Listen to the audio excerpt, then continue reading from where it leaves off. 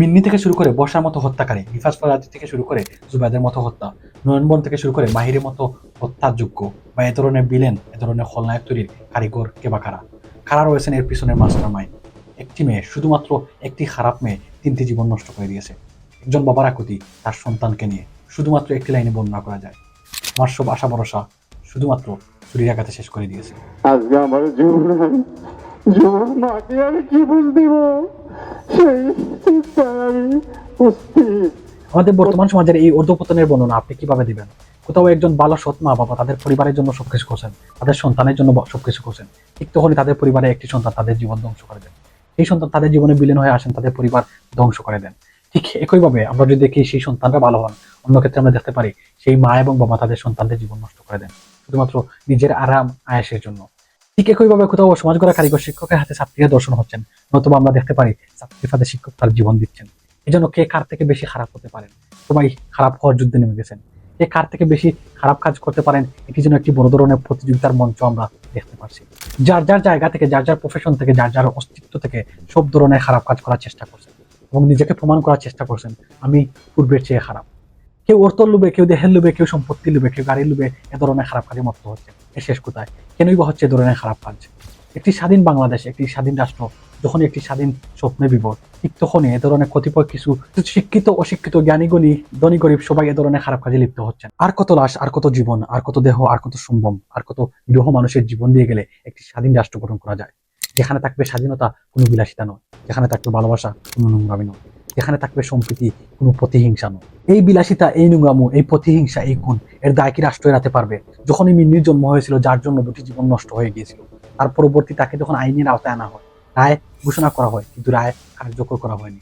যার জন্য আরেকটি মিনির জন্ম হয়েছে, যার নাম বর্ষা, যার জন্য আরো 2টি জীবন প্রায় নষ্টের দ্বার প্রান্তে। রাষ্ট্রের সাথে পরিবার কি তাদের দায় এড়াতে পারবে, যারা কিনা তাদের সন্তানদেরকে পারিবারিক শিক্ষা, মূল্যবোধের শিক্ষা এবং ধর্মীয় শিক্ষা দিতে না পারার জন্য, তারা ব্যর্থ হওয়ার জন্য তাদের সন্তান আজকে এ ধরনের অপরাধে প্রতিনিয়তই জড়িত হচ্ছেন। আমরা এ ধরনের খুন খারাপি এই সকল সন্তানদেরকে দেখতে পারছি। একবার কল্পনা করুন, শুধুমাত্র 18 বছরের একটি মেয়ে কিভাবে পারে এ ধরনের কথা বলতে, যে তোমাকে না মেরে ফেললে, তোমাকে না মেরে ফেললে আমি অন্যের হতে পারবো না, যার জন্য তিনি একটি জীবন কেড়ে নিয়েছেন। বর্ষা বলছে তুমি না করলে আমি মাইরের হব না, এই টাইপের একটা ইয়া ছিল। আপনি যে বা যারা এ ধরনের হত্যাকাণ্ডে প্রতিনিয়তই জড়িত হচ্ছেন বা এ ধরনের কথায়, এসব মেয়েদের কথায় এ ধরনের কর্মকাণ্ডে যুক্ত হচ্ছেন, আপনাদের কাছে আমার একটি প্রশ্ন হচ্ছে, সেই সকল মিন্নি এবং সেই সকল বর্ষার জন্য সেই সকল নয়নবন বা মাহিরা যে ধরনের কাজ করে থাকেন, আপনাদের কাছে আমার প্রশ্ন, আপনি যে মেয়েটির কথা মতো একজনকে হত্যা করলেন, যেই মেয়েটি কোনো এক সময় সেই ছেলেটিকে ভালোবাসতো, আজ তোমার জন্য তাকে হত্যা করতে চাইছে, কাল অন্য একটি ছেলের জন্য আপনাকে যে হত্যা করবে না তার গ্যারান্টি কি আপনি দিতে পারবেন? আজ আপনি অতি লোভে হোক, অতি ভালোবাসায় অন্ধ হয়ে হোক, যে ধরনের কাজ করছেন তার জন্য আপনি নিজেকে কখনো কি দায় মুক্ত করতে পারবেন? এই মেয়েটি যাকে ভালোবাসে আপনি এই ধরনের কাজ করছেন, তিনি কিনা আপনাকে ভালোবাসেন, যার জন্য অন্য একটি জীবন নিতে কোনো দ্বিধাবোধ করছেন না। কাল যখন সেই মেয়েটি রুচি বদল হবে, তখন যখন আপনাকে আর ভালো লাগবে না, তখন আপনাকে যদি পরিবর্তন করতে চায়, তখন তার নতুন ব্যক্তিকে দিয়ে যদি আপনাকে হত্যা করতে চায়, তখন আপনি কি করবেন? তখন আপনার কাছে কি মনে হবে না আপনি যে ধরনের সিদ্ধান্ত অতীতে নিয়েছেন তা সম্পূর্ণ ভুল ছিল, যার জন্য একটি জীবন চলে গেছে, যার জন্য নিজেকে কখনো ক্ষমা করতে পারবেন না? আপনি কি ধরনের মুখা হলে একটি মেয়ের কথা এ ধরনের কাজ করতে পারেন? আবারও সেই জালালউদ্দিন রুমির সেই কথাটি মনে পড়ে, তাকে যখন একজন জিজ্ঞেস করেছিলেন বিষ কি, তিনি উত্তরে বলেছিলেন প্রয়োজনের অতিরিক্ত কোনো কিছুই বিষ। এটি হতে পারে অর্থ সম্পদ, টাকা, বা আপনার পরিবার, বা আপনার আত্মীয় স্বজন, যে বা যারাই হোক না কেন, আপনার প্রয়োজনের চেয়ে যদি অতিরিক্ত হয়ে যায়, সেটি তখন বিষে পরিণত হয়। আর তা আমাদের বাংলাদেশের উঠতি বয়সী যুবক যুবতীর কাছে আমরা পরিলক্ষিত করতে পারি। আমাদের বর্তমান সমাজের উঠতি বয়সী যুবক যুবতী তাদের ইচ্ছা আকাঙ্ক্ষা, তাদের প্রয়োজন যা রয়েছে তা প্রায় দুগুণের চেয়ে বেশি দিচ্ছে আমাদের পরিবারগুলো, যার জন্য সকল সন্তানেরা যখনই কোনো কিছু চাওয়ার ইচ্ছা প্রকাশ করেন, তখন তাদের কাছে মনে হয় আমি যা পেয়েছি তার চেয়ে বেশি কিছু ডিজার্ভ করি, যার জন্য তারা সবসময় উচ্চ আকাঙ্ক্ষার মধ্যে থাকেন। একবার কল্পনা করুন 2000 সালের দিকে যারা জন্মগ্রহণ করেছেন, তাদের বাল্যকাল কিভাবে গিয়েছে, তারা কিভাবে জীবন কাটিয়েছেন, তাদের পরিবার তাদেরকে কতটুকু তাদের প্রয়োজন বোধ পূরণ করেছেন। আমরা যখন বড় হয়েছিলাম তখন আমাদের কাছে সবকিছু সীমিত ছিল, আমাদের কাছে সবকিছুর পরিমাণ অনেক সীমিত ছিল, যার জন্য আমরা কিভাবে পরিবারের মধ্যে বেঁচে থাকতে হতো আমরা প্রতিকূল পরিবেশে যুদ্ধ করে নিজেদেরকে মানিয়ে নেওয়ার চেষ্টা করেছি। যখন পরিবারে কোনো কিছুর ঘাটতি হয়েছে তা বোঝার চেষ্টা করেছি। আমাদের আকাঙ্ক্ষা, আমাদের চাহিদা যখন আমাদের অবস্থার চেয়ে বড় হতো, আমরা সেই সব আকাঙ্ক্ষা বা চাহিদা থেকে মুখ ফিরিয়ে নিতাম, পরিবার থেকে নয়। আর বর্তমান সময়ের সন্তানেরা, বর্তমান সময়ের যুবক যুবতীরা যখনই মা এবং বাবার কাছে কোনো কিছু চান, যদি সেখান থেকে নাবাচক উত্তর আসে, তখনই আমরা বিভিন্ন চিত্র দেখতে পারি যা শুভনীয় নয়। সুতরাং বর্তমান বাংলাদেশে এ ধরনের ঘটনার জন্য কি শুধুমাত্র সেই সব সন্তানেরা দায়ী? এইসব মা এবং বাবারা যারা তাদের সন্তানদেরকে বিলাসিতায় বড় করেছেন, তারা কি সেই দায় এড়াতে পারবেন? দেখুন, সাধ্য থাকা সত্ত্বেও অনেক সময় আপনার সন্তানদেরকে না বলতে হয়। তারা তাদের অবস্থান বুঝতে হবে, তারা তাদের বাধাকে বুঝতে হবে। তারা তাদের জীবনকে বিলাসিতার মধ্যে মানিয়ে নিয়েছেন, যখনই আপনি তাদেরকে না বলবেন তখন তাদের কাছে এটি অস্বাভাবিক মনে হবে। এই সকল সন্তানেরা, এই সকল যুবক যুবতীরা, এই সকল শিক্ষার্থীরা, তারা তাদের পরিবার থেকে যখন এভাবে তাদের চাহিদা পূরণ করা হয়, যখনই তারা বাইরের পরিবেশে আসেন, যখন দেখেন আমি যাই চাচ্ছি তাই পাচ্ছি আমার পরিবারের মধ্যে, তাহলে আমি বাইরে কিসের জন্য পাবো না। যখনই তাদের চাহিদা অনুযায়ী কোনো কিছু পান না, তখনই তারা এ ধরনের অবস্থা নেন, এ ধরনের অপরাধে লিপ্ত হন। সন্তানদেরকে মানুষ করতে হলে সাবধানতা অবলম্বন করে মানুষ করতে হবে। ছোট থেকে একটু কষ্ট দিয়ে মানুষ করতে হবে। যখন যা চাইবে তখন তা দিবেন না। সুতরাং এ ধরনের অপরাধের পিছনে, এ ধরনের অপরাধ গড়ে তোলার পিছনে শুধুমাত্র অপরাধী দায়ী নয়, আমাদের দেশের রাষ্ট্র দায়ী, আমাদের রাষ্ট্র ব্যবস্থা দায়ী, আমাদের আইন বিভাগ দায়ী, আমাদের বিচার বিভাগ, আমাদের প্রশাসন বিভাগ দায়ী, সেই সাথে সেই সকল পরিবার দায়ী যারা তাদের সন্তানদেরকে এভাবে উগ্র জীবনযাপন দিয়ে বড় করছেন। তাদের এই বিলাসিতাপূর্ণ জীবন দানের জন্য এই সন্তান তাদের জন্য একসময় কাল হয়ে দাঁড়ায়, আর যা আমরা বর্তমান বাংলাদেশে বিভিন্ন সময় দেখতে পারি। আমাদের সমাজের ধনী দুলালিয়া নষ্ট হচ্ছেন অতিমাত্রা বিলাসিতায়, আর গরিবরা নষ্ট হচ্ছেন মাদক নেশা এবং জুয়ার মাধ্যমে। আর এই জন্য বড় ভূমিকা পাচ্ছেন আমাদের সমাজ ব্যবস্থা, আমাদের রাষ্ট্র ব্যবস্থা, আমাদের পরিবার ব্যবস্থা। এর জন্য আমাদের পরিবর্তন প্রয়োজন। পরিবর্তন হতে হবে পরিবার থেকে, রাষ্ট্র থেকে, সমাজ থেকে। যদিও পরিবর্তন অতি দ্রুত না করা যায়, তাহলে আগামীর যে প্রজন্ম আমরা পেতে যাচ্ছি সেটি হবে মনুষ্যত্বহীন, ব্যক্তিত্বহীন একটি প্রজন্ম, যার জন্য আমাদেরকেই ভুগতে হবে এবং দিন শেষে আমরা এর দায় এড়াতে পারবো না। এর জন্য দায় নিতে হবে আমাদেরকেই। সুতরাং এখনই পরিবর্তন প্রয়োজন। সুতরাং বন্ধুরা, আসুন আপনি আপনার পরিবার থেকে এ পরিবর্তন শুরু করুন। আপনার পরিবারে যখন এ ধরনের পরিবর্তন আসবে, আপনার সমাজে পরিবর্তন আসবে। আর একটি সমাজে যখন পরিবর্তন আসবে, তখন একটি সুন্দর রাষ্ট্র আমরা গঠন করতে পারবো। এতে অবশ্যই সময় লাগবে, কিন্তু পরিবর্তন যখন আপনি দেখবেন, যখন আপনি ফলাফল দেখবেন, তখন আপনি নিজেকে নিয়ে গর্ববোধ করবেন। আন্ডামেট্রিক পাসটা মন্ত্রী হচ্ছেন এবং অজ্ঞরা মাজার এবং মন্দির খুলে লাখো টাকা ইনকাম করছেন। আবার অযোগ্যরা আমাদের সমাজে ঘুষ দিয়ে চাকরি নিচ্ছেন এবং সেই চাকরিতে গিয়ে ঘুষের রাজত্ব করছেন এইসব অযোগ্যরা। আর আমাদের সমাজের শিক্ষিতরা অকর্মা হয়ে বসে রয়েছেন। এখন এই পরিণতির কারণ কি? আমাদের শিক্ষার কোন কমতি রয়েছে, নাকি আমাদের দেশের সিস্টেমের কোন কমতি রয়েছে, যার জন্য আমাদের দেশের শিক্ষিত সমাজরা তারা আজ অকর্মা হয়ে বসে রয়েছেন? এই প্রশ্নের উত্তর, এই প্রশ্নের জবাব আপনি কার কাছে চাইবেন? আপনি যদি ইউনিয়ন বরাবর আবেদন করেন, তাহলে বলবেন উপজেলায় যান। উপজেলা বরাবর আবেদন করলে বলবেন সিটিতে যান। সিটি বরাবর যখন আপনি যাবেন, বলবেন এমপি কিংবা মন্ত্রীর কাছে যান। অর্থাৎ সেই আন্ডামেট্রিক মন্ত্রীর কাছে গিয়ে আমাদের দেশের একজন সুশীল, একজন সুশিক্ষায় শিক্ষিত, একজন ডিগ্রিধারী রত্ন গিয়ে তার কাছে হাত জোর করে একটি চাকরির আবেদন করবেন। এটি কি আসলেই শোভা পায় আমাদের দেশের জন্য? আমাদের শিক্ষার জন্য কি আসলেই শোভা পায়? আমাদের দেশ এবং দেশের জন্য ঠিক কতটুকু ক্ষতিকর এইসব অশিক্ষিত মন্ত্রী এবং এমপিরা, যারা কিনা শুধুমাত্র ক্ষমতাকে ব্যবহার করে আমাদের দেশের সিস্টেমকে পলিউটেড করছেন এবং আমাদের দেশের এই শিক্ষাকে এসব এমপি মন্ত্রীরাই ইউজলেস করে রেখেছেন, যার জন্য আমাদের দেশের কোনো শিক্ষিত সন্তান এমন কোনো অবস্থানে পৌঁছাতে পারেন না যেটা কিনা তারা ডিজার্ভ করেন। একটি সুন্দর উদাহরণ দিয়ে এটা আপনাদের কাছে পরিষ্কার করার চেষ্টা করব। এমন একজন ব্যক্তিকে আপনি ডাক্তার হিসাবে দায়িত্বরত করলেন, এমন একটি হাসপাতালের মধ্যে তাকে কাজ করতে দিলেন, যার কিনা কোনো প্র্যাকটিক্যাল কোনো এক্সপিরিয়েন্স নেই, যার কোনো ডিগ্রি নেই, যিনি কিনা কখনো স্কুলের দাঁড়িতে যান নাই, যিনি কিনা কখনো কোনো ধরনের ডাক্তারি ডিগ্রি অর্জন করেন নাই। তারপরও তাকে দায়িত্ব দেওয়া হলো যে মানুষের অপারেশন করার জন্য, মানুষের রোগ নির্ণয় করার জন্য, তাকে মেডিসিন দেওয়ার জন্য। এখন আপনারাই বলুন, এই ব্যক্তি যখন কোনো একজন রোগীকে দেখবেন, তাকে ট্রিটমেন্ট করবেন, তাকে ঔষধ দিবেন বা কোনো একটি অপারেশন করবেন, এতে কি রোগীর ভালো হবে নাকি হিতে বিপরীত হবে? ঠিক তেমনি বর্তমান আমাদের দেশের যেসব এমপি মন্ত্রীরা রয়েছেন, যাদেরকে শিক্ষামন্ত্রী, অর্থমন্ত্রী বা অন্যান্য মন্ত্রী হিসেবে দায়িত্বে দেওয়া হয়, তাদের অর্থনীতি সম্পর্কে বা শিক্ষা সম্পর্কে ঠিক কতটুকু জ্ঞান রয়েছে? শুধুমাত্র এমপি বা মন্ত্রী নয়, আমাদের দেশের সরকারি বিভিন্ন কার্যক্রমের মধ্যে বিভিন্ন সেক্টর যেসব ব্যক্তিরা রয়েছেন, যাদেরকে বিভিন্ন দায়িত্বে দেওয়া হয়েছে, সেই সব দায়িত্ব সম্পর্কে তাদের ঠিক কতটুকু জ্ঞান রয়েছে? বাংলাদেশের প্রেক্ষাপটে আমরা বিভিন্ন সময় দেখেছি ডাক্তার যিনি কিনা অপারেশন করার কথা, তিনি অপারেশন না করে জারুদার বা তার পিএসরা সেই অপারেশন করছেন, ডাক্তাররা হলিডেতে রয়েছেন। সুতরাং বাংলাদেশে একটি হসপিটালে যদি এ ধরনের অবস্থা হয়, আপনারা কল্পনা করুন বাংলাদেশের রাজনীতি বা বাংলাদেশের যে পলিটিক্স রয়েছে সেখানে কি ধরনের অবস্থা হচ্ছে। বাংলাদেশ যাদের হাতে রয়েছে, যারা কিনা বাংলাদেশ গড়া দায়িত্বে রয়েছেন, তাদের হাতে বাংলাদেশ আসলে কি সঠিকভাবে গড়ানো হচ্ছে? অর্থাৎ যেসব এমপি বা মন্ত্রীকে দায়িত্ব দেওয়া হয়েছে শিক্ষার জন্য, শিক্ষা ব্যবস্থার জন্য, অর্থনীতির জন্য, সেখানে আমরা দেখতে পারছি এই অর্থমন্ত্রী বা শিক্ষামন্ত্রী বা সমাজমন্ত্রী যেসব মন্ত্রীরা রয়েছেন, তারাই সেই সব সেক্টর না চালিয়ে তাদের পিএসরা, তাদের চামচারা সেই সব স্থান চালাচ্ছেন, যার জন্য আমাদের দেশে স্বাধীনতা এত বছর পরও কোনো ধরনের উন্নতি আমরা দেখতে পাই না। সে যাই হোক, এমপি মন্ত্রী তারা তাদের অবস্থান থেকে যে ধরনের কাজ করছেন তার প্রতিচ্ছবি বর্তমান বাংলাদেশে বেকারত্বের হার ঠিক কতটুকু? 2023 সালে আনুমানিক 2.55 মিলিয়ন অর্থাৎ 25.5 লাখ মানুষ বেকার ছিলেন। 2024 সালে এটি বেড়ে দাঁড়িয়েছে 2.7 মিলিয়ন অর্থাৎ প্রায় 27 লাখের মতো মানুষ বেকার। এক বছরে প্রায় 1.5 মিলিয়ন বা 2 লাখ নতুন বেকার মানুষ যুক্ত হয়েছেন। বার্ষিক বৃদ্ধি প্রতি বছর গড়ে 4 থেকে 5% হারে বেকারত্ব স্থির থাকলেও সাম্প্রতিক অর্থনৈতিক মন্দা, বিনিয়োগ কমে যাওয়া এবং রাজনৈতিক অস্থিরতার কারণে গত 2 বছরে এই হার ক্রমশ বাড়ছে। ভবিষ্যৎবাণী অনুযায়ী 2025 সালে বেকারত্ব প্রায় 5% বা তারও বেশি হতে পারে। অর্থাৎ প্রতি বছর বেকারত্বের হার বাংলাদেশে বেড়েই চলেছে। এর কারণ কি? এর একাধিক কারণ রয়েছে, শুধুমাত্র একটি ছোট্ট কারণ আপনাদের সামনে তুলে ধরার চেষ্টা করব। আর সেটি হচ্ছে বর্তমান বাংলাদেশের রাজনৈতিক নেতৃবৃন্দরা প্রতিটি সেক্টরকে এমনভাবে পলিটেট করে রেখেছেন, যার জন্য যখনই আপনি চাকরির জন্য যাবেন, এই যে আমি পূর্বে বলেছিলাম আপনি একজন ডিগ্রিধারী হয়ে বাংলাদেশের রত্ন হয়ে যখন আপনি চাকরির জন্য যাবেন, তখন ইউনিয়ন থেকে উপজেলা, উপজেলা থেকে সিটি এবং শেষ পর্যায়ে আপনাকে যেতে হবে সেই সব মূর্খ অশিক্ষিত এমপি মন্ত্রীর হাত পা ধরতে হবে শুধুমাত্র একটি চাকরির জন্য। আর আমাদের দেশের যুবকরা তাদের যে অ্যাটিটিউড রয়েছে, যারা শিক্ষা গ্রহণ করে, যারা মাথার ঘাম পায়ে ফেলে শিক্ষা গ্রহণ করে নিজেকে প্রতিষ্ঠিত করেছেন, তারা কখনোই এই কাজ করতে চাইবেন না। আর যারা এই ধরনের কাজ করতে চাইবেন না, তারাই সবসময় বঞ্চিত হবেন একটি ভালো চাকরি থেকে। এখন আপনারা হয়তো বলতেই পারেন, আমি কিসের জন্য প্রতিটি পয়েন্টে বাংলাদেশের রাজনৈতিক নেতৃবৃন্দদেরকে টেনে আনি? দেখুন, তারা যখন নির্বাচনে আসেন, নির্বাচনের পূর্বে তারা আমাদেরকে বিভিন্ন ধরনের ওয়াদা দিয়ে থাকেন।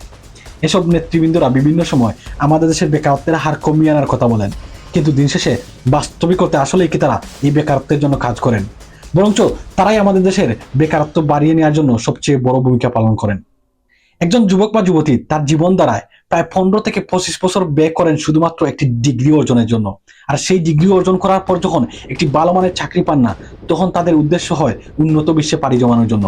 আর উন্নত বিশ্বে পাড়ি জমানোর জন্য তারা বেছে নেন বিভিন্ন অবৈধ পথ, যার জন্য আমাদের দেশের অনেক ইয়াং যুবকেরা তারা তাদের জীবন দিতে হয় এই উন্নত বিশ্বে পাড়ি দেওয়ার জন্য। যা বলছিলাম, একজন শিক্ষিত যুবক তার জীবন দশার প্রায় 15 থেকে 25 বছর ব্যয় করে, অনেক টাকা খরচ করে যখন একটি ডিগ্রি অর্জন করেন এবং সেখান থেকে যখন কোনো ধরনের চাকরি পান না, তখন শুরু হয় তার জীবনের মানসিক যন্ত্রণার প্রথম পর্যায়। আর যা কিনা আপনি আমি কখনো কল্পনা করতে পারবো না, শুধুমাত্র একজন যুবক যিনি কিনা জীবনের 15 থেকে 25 বছর ব্যয় করেন একটি ডিগ্রির জন্য, যার আশা থাকে একটি ভালো মানের চাকরি পাবো 15 থেকে 20 বছর পর। কিন্তু এই ডিগ্রি অর্জনের পর যখন শুনতে হয় আপনাকে ঘুষ দিতে হবে, একটি 10,000 টাকার চাকরির জন্য প্রায় 10 লাখ টাকা ঘুষ দিতে হবে, তখন এইসব যুবকেরা একটি মানসিক যন্ত্রণায় ভুগেন, যার জন্য অনেক যুবকেরা সেই জায়গা থেকে আত্মহত্যার সিদ্ধান্ত বেছে নেন। এদেরই মধ্যে একজন হচ্ছেন রাজীব চক্রবর্তী। উচ্চশিক্ষায় শিক্ষিত হয়ে যখন চাকরি লাভ করতে পারেন নাই, তখন হতাশায় গলায় ফার্স্ট নেন রাজীব চক্রবর্তী। স্বজনরা জানিয়েছেন শুধুমাত্র চাকরি না পাওয়ার জন্য হতাশা থেকে এই আত্মহত্যার সিদ্ধান্ত নিয়েছেন রাজীব চক্রবর্তী। প্রতি বছর বাংলাদেশে প্রায় 10,000-এর বেশি আত্মহত্যা হয়ে থাকে, তবে স্বাধীন গবেষণায় দেখা গেছে প্রায় 14 থেকে 15,000 আত্মহত্যা হয়ে থাকে। গবেষকরা বলছেন এর বেশিরভাগই কারণ হচ্ছে বেকারত্ব এবং হতাশাগ্রস্ত এবং আর্থিক সমস্যা।